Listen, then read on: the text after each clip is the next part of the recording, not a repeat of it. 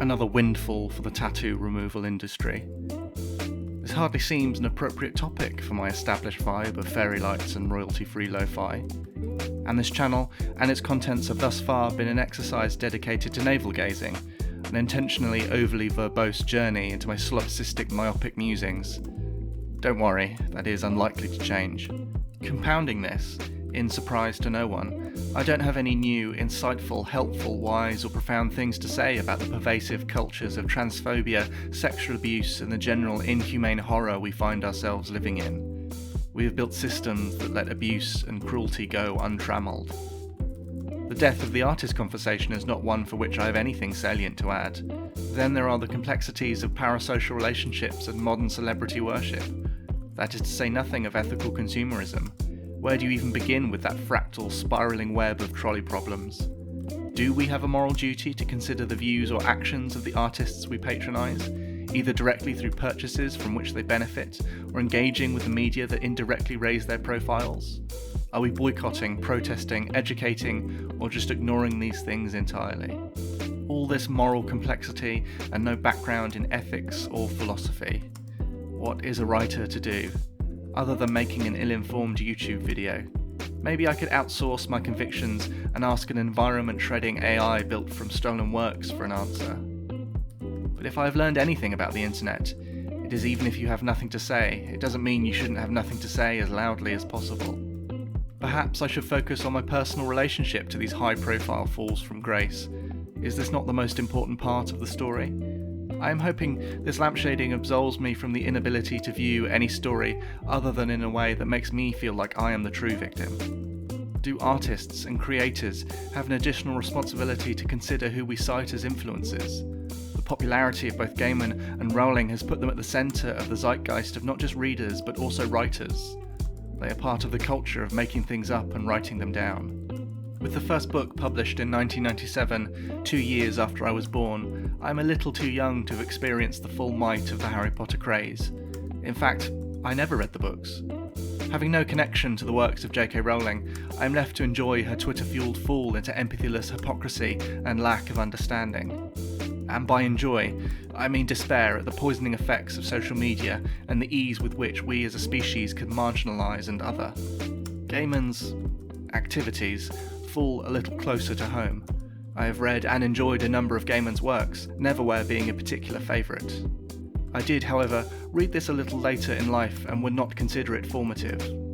I was again a little too young for Coraline, and not being a gothy teen social reject growing up in the 90s, I did not experience Sandman's cultural impact firsthand. I have, however, enjoyed Gaiman's talks, speeches and advice on writing.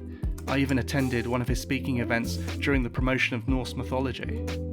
At this point in this rambling essay, I am sure you are rejoicing that the authors I view as formative have all held up as paragons of virtue and righteousness. Initially released in the early 80s, the work of husband and wife David and Lee Eddings has mostly fallen out of vogue, though it is still possible to find their novels in the odd bookshop. The Bulgariad and its follow-up The Malorian are both 5-book fantasy series involving an orphan farm boy revealed to be a lost king, his sorcerer mentor, and a quest to find a stolen orb. I will admit they're not the most earth-shatteringly original of books, but they are beautiful, witty, warm and kind. Okay, for you Bulgaria detractors. Yes, there is a fair bit of racial essentialism, and I have issues with how some of the female characters are handled, but this was the 80s, and it has its progressive for the time elements, and this essay is about other things. While others had Gaiman and Rowling, Eddings' novels were my stay-up past bedtime reading by torchlight under the covers books. Even now, I return to them and reread them every few years. They feel like home. I live in the hope I might one day write something so affecting and inspiring. In 1970, David and Lee Eddings pled guilty to 11 counts of physical child abuse and would both serve prison time. Often, regardless of its maker, we take art into our lives. The words, worlds, pictures, and feelings create and evoke empathy, understanding and a sense of not being alone. Good art creates lodestones and support columns for our personalities. We etch their symbols and iconography into our skin.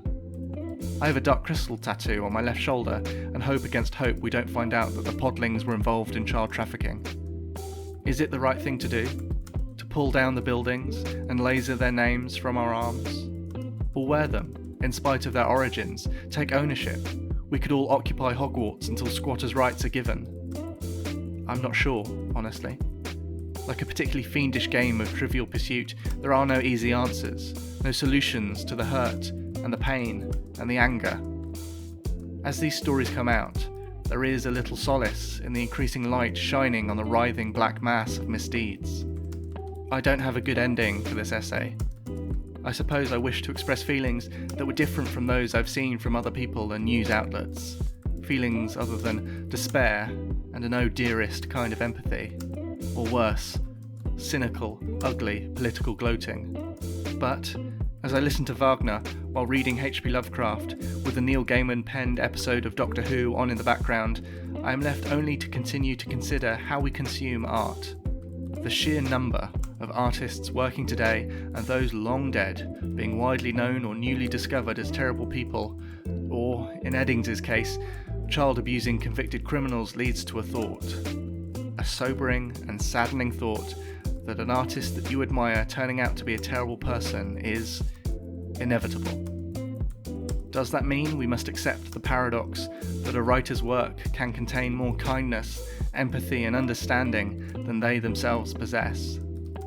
Selfishly, I hope so. Then, at least, I can aspire for my work to be better than I am.